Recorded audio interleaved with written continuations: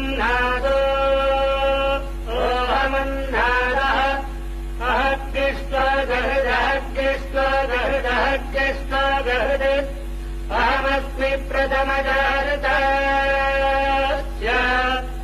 पूर्वम् देवेभ्यो अमृतस्य न यो मा ददाति दयिदेव